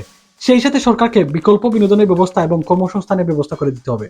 তাহলে আমার বিশ্বাস আমাদের যুব সমাজ, আমাদের সন্তানেরা, আমাদের ভবিষ্যৎ প্রজন্মরা এ ধরনের ক্যান্সার থেকে নিজেদেরকে বাঁচিয়ে রাখতে পারবেন। আমাদের সমাজে আরও উন্নতি হতে পারবে। আমাদের সমাজে যারা এ ধরনের আসক্তিতে যুক্ত হয়েছেন তাদের পরিবারের প্রতি অনুরোধ থাকবে, আপনাদের সন্তানদের প্রতি নজরদারি রাখেন। প্রতিটি মা এবং বাবা তাদের সন্তানদেরকে মানবিক শিক্ষা, পারিবারিক শিক্ষা এবং মূল্যবোধের শিক্ষা, সেই সাথে ধর্মীয় শিক্ষায় শিক্ষিত করুন। এতে করে আমাদের সমাজকে উন্নত করা সম্ভব, আমাদের সন্তানদেরকে এ ধরনের ক্যান্সার থেকে দূরে রাখা সম্ভব। জাতিসংঘ মানবাধিকারের অফিস যখন ঢাকায় বসানোর সিদ্ধান্ত হয়, ঠিক সেই মুহূর্তে দেশের প্রত্যন্ত অঞ্চল থেকে মানুষ তার বিরুদ্ধে প্রতিবাদ করেন। আর ঠিক সেই সময় দেশের মধ্যে এক ট্র্যাজেডি নেমে আসে। 21 জুলাই 2025 বাংলাদেশ বিমান বাহিনীর চীন নির্মিত F-7 BGI প্রশিক্ষণ যুদ্ধ বিমান ঢাকার উত্তরা মাইলস্টোন কলেজ ক্যাম্পাসে বিধ্বস্ত হয়। এই বিমান দুর্ঘটনা আসলে কি একটি দুর্ঘটনা নাকি দুর্ঘটনা ঘটানো হয়েছে তা এই মুহূর্তে বলা সম্ভব নয়।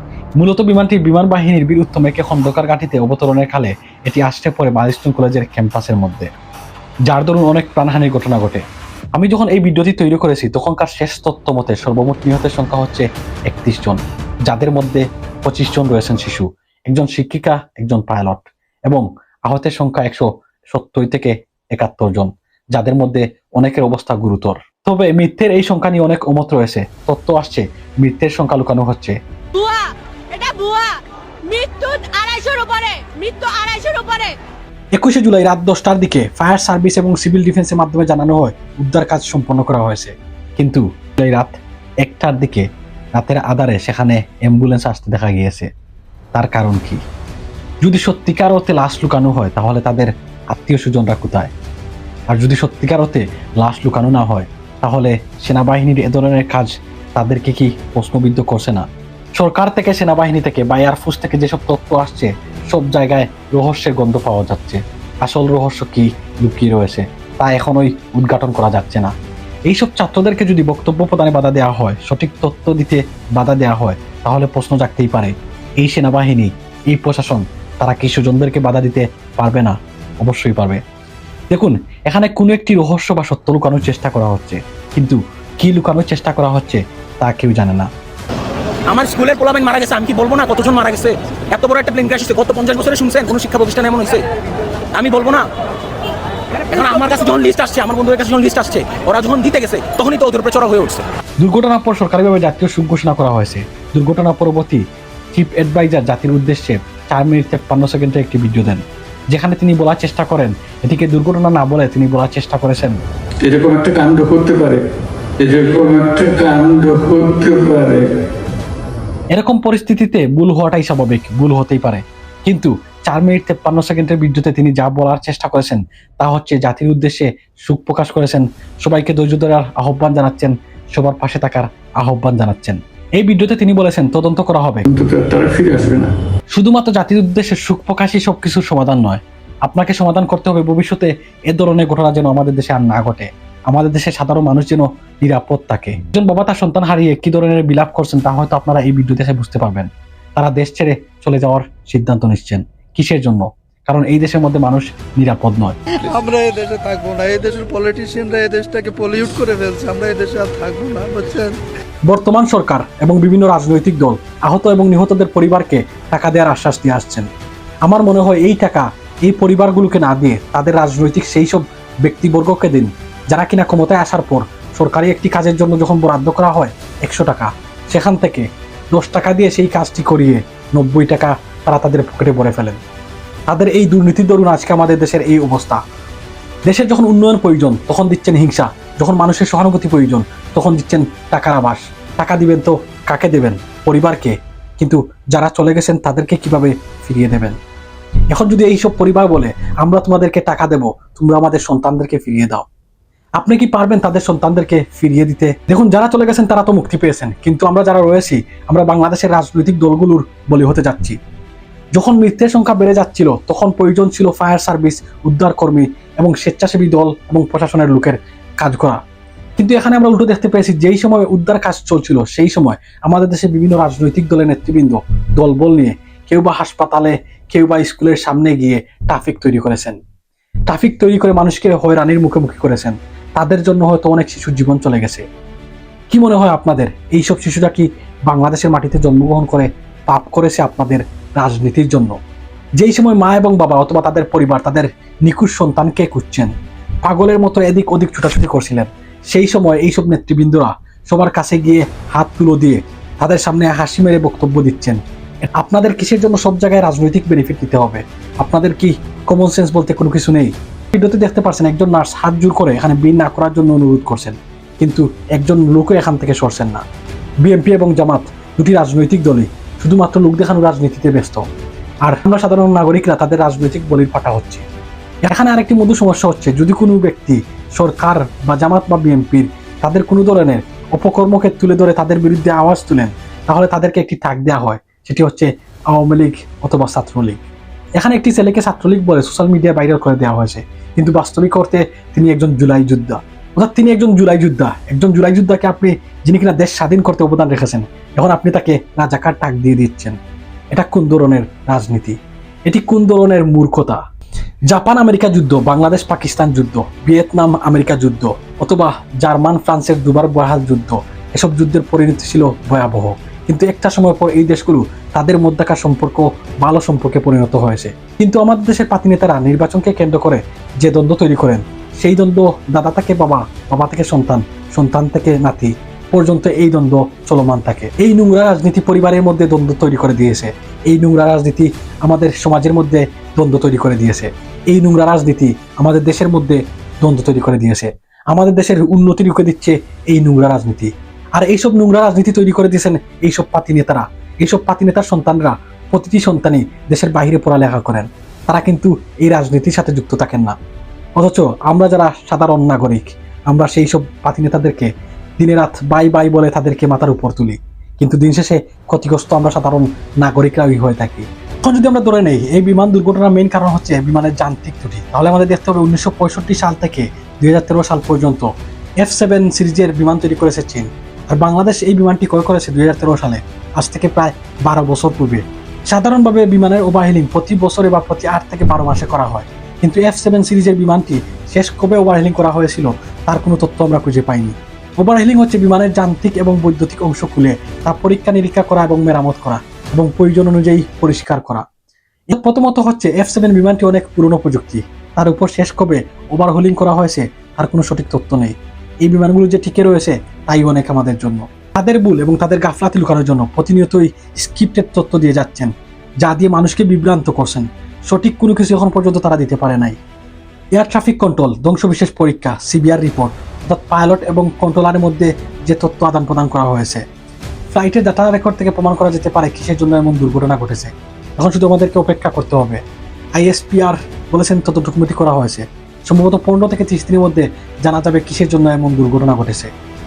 পরিশেষে এটিকে ইস্যু করে দেশের মধ্যে জাতিসংঘ মানবাধিকার কমিশনের টপিককে যদি দামাচাপা দেওয়া হয় তাহলে বলতে হবে ইউনূস সরকার সফল হয়েছেন এবং সফল হবেন। বর্তমান আমাদের দেশের অবস্থা হচ্ছে একটি ইস্যুকে দামাচাপা দেওয়ার জন্য অন্য একটি ইস্যু তৈরি করা হয় এবং সেই তৈরিকৃত ইস্যু দ্বারা পূর্ববর্তী ইস্যুকে দামাচাপা দেওয়া হয়, যার চেষ্টা করা হচ্ছে এই ইস্যু নিয়ে।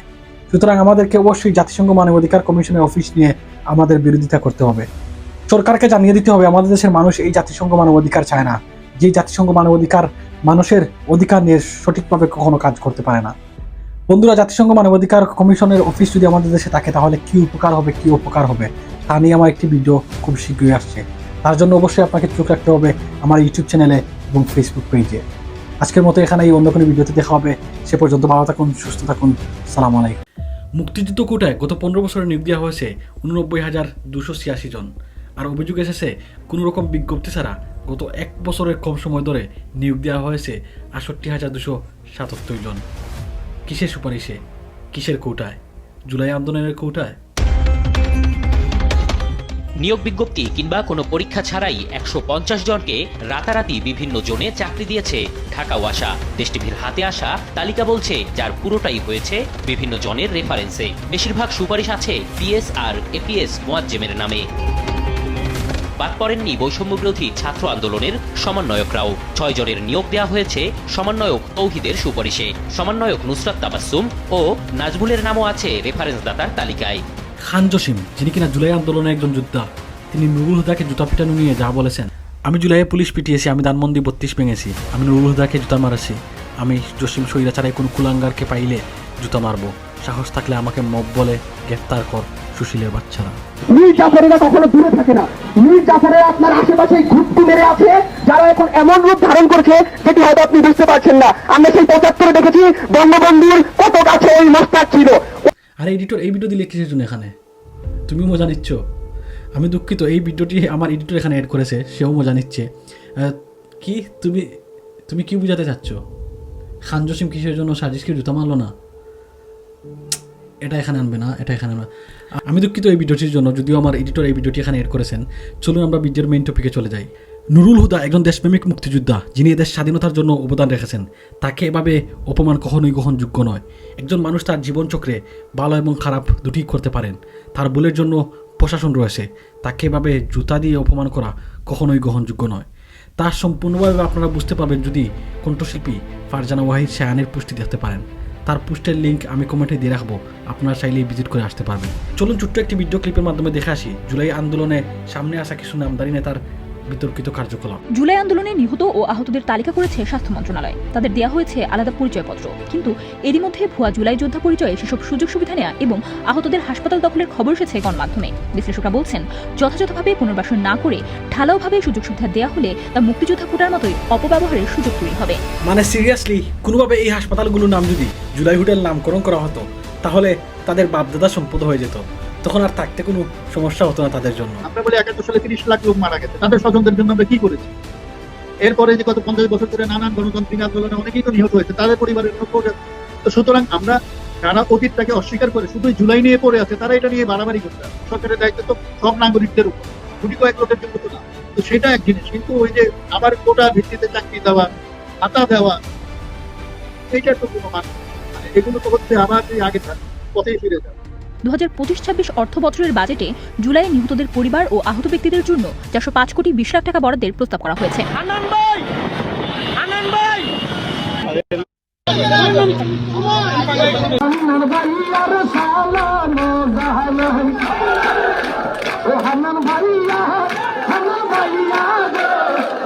এই হান্নান মাসুদ প্রতিনিয়তই কারো না কারো ভুল ধরে আসছেন, কিন্তু তিনি যে বিতর্কিত কাজ এবং যে ভুলগুলো করছেন তা কখন শুধরাবেন? কখনও তিনি ভিআইপি গাড়ি বহরে হাজার হাজার মোটরসাইকেল নিয়ে শুডাউন দিচ্ছেন। এত টাকা তিনি কোথায় পেলেন? একজন সাধারণ ছাত্র যিনি কিনা জুলাই আন্দোলন করেছেন, তিনি এত টাকার মালিক কোথায় থেকে হলেন যার জন্য তিনি ভিআইপি গাড়ি নিয়ে হাজার হাজার ছাত্র নিয়ে শুডাউন দিচ্ছেন? কখনো আবার তিনি নদী ভাঙনের ফলে সেই নদী পরিদর্শনের জন্য নদীর শেষ মাথায় একদম যেখানে ভেঙে শেষ হয়ে গেছে ঠিক সেখানে গিয়ে মানুষ নিয়ে জড়ো হয়ে বসছেন। এটা কোন ধরনের হাস্যকর বিষয়? তিনি কি নদীর কাছে গিয়ে বলছেন, এই নদী তুই কি আমাকে চিনিস?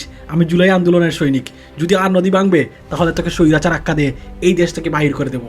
হান্নান মাসুদ, নদী কিন্তু আপনার এই আন্দোলনের দ্বার দাঁড়বে না, যখন আসবে তখন সব কিছু নিয়ে যাবে। যদি এটা বলি, আমি আপনাকে ওপেন চ্যালেঞ্জ করতেছি, এটা যদি বলি সাংবাদিকতা ছেড়ে দিবেন আপনি। আপনি আরেকবার গিয়ে ভিডিওটা শুনলেন। লেকিন এক সেকেন্ড, ইয়াং জেনারেশন একটা গ্রুপ করতে হবে, 2-4টা ফেক আইডি দিয়ে এলাকার বড় বড় সকল নেতাদের মুখ উন্মোচন করতে হবে। একদম ইन्होंने वक्त बदल दिया जज्बात। আহত ভাইরা এখনো হসপিটালে আছে, শহীদ ভাইরা এখনো কাতরাচ্ছে। লেকিন এক সেকেন্ড, শহীদ ভাইরা এখনো কাতরাচ্ছে। মানে কি দেশটাকে একটি সার্কাজমে পরিণত করেছেন এই মানুষগুলো। দেখুন, আমরা চাই দেশে তরুণ নেতৃত্ব আসুক, কিন্তু তরুণরা যদি এভাবে ভুল করেন তাহলে তাদের নিয়ে দেশটি কতটুকু এগিয়ে নিয়ে যেতে পারবেন? তাদের এই কার্যকলাপ থেকে আপনি কতটুকু নিশ্চিত হতে পারবেন তারা দেশের মধ্যে দুর্নীতি করছেন না? তাদের এই কার্যকলাপ থেকে আপনি ঠিক কতটুকু নিশ্চিত হতে পারবেন তারা শুধুমাত্র নিজের জন্য কাজ করছেন না? এখন পর্যন্ত দেশের মধ্যে কোন হানাহানি প্রতিনিয়তই আমরা দেখতে পাচ্ছি। দেশের প্রতিটি স্থানে প্রতিদিন হত্যা হচ্ছে, দর্শন হচ্ছে, তার এখনও কোনো প্রতিরোধ আমরা দেখতে পাচ্ছি না। যদিও এই হত্যা বা দর্শন যখন সোশ্যাল মিডিয়ায় ভাইরাল হয় তখন তাদের বিরুদ্ধে অ্যাকশন নেওয়া হয়। সুতরাং এর মানে কি? এটি তো আওয়ামী লীগ সরকারই করতো। যখন কোনো কিছু ভাইরাল হতো তাদের বিরুদ্ধে আওয়ামী লীগ সরকারও অ্যাকশন নিত। তাহলে আওয়ামী লীগ সরকার এবং তাদের মধ্যাকার কাজের মধ্যে ফারাক কতটুকু? এনসিপি নেতা তুষারের বিরুদ্ধে যে অভিযোগ এনেছেন অন্য একজন নেত্রী নীলা, সিগনালে আসো, দেন আমি সিগনালে যাই। সিগনালে যাওয়ার পরে বলতেছে তোমাকে আমি একটা কথা বলবো, এটা তুমি কাউকে বলবে না, প্রমিস। আমি বললাম প্রমিস। আমি ভাবছি আমাদের পলিটিক্যাল কোনো আলাপ, আমি প্রমিস।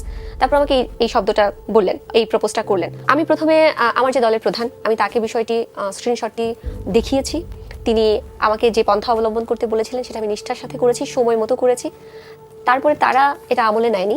একটি মজার তথ্য জানিয়ে রাখি, 2025 সালের 20 জুন সুইজারল্যান্ডের সুইস ব্যাংকের তথ্য মতে 2024 সালে বাংলাদেশের নামে সুইজারল্যান্ডের ব্যাংকে জমা হয়েছে সুইজারল্যান্ডি কারেন্সিতে প্রায় 589.54 মিলিয়ন CHF, যা বাংলাদেশি টাকায় মূলত প্রায় 9,000 কোটি টাকার সমান, যা 2023 সালের CHF এর তুলনায় প্রায় 33 গুণ বৃদ্ধিপ্রাপ্ত।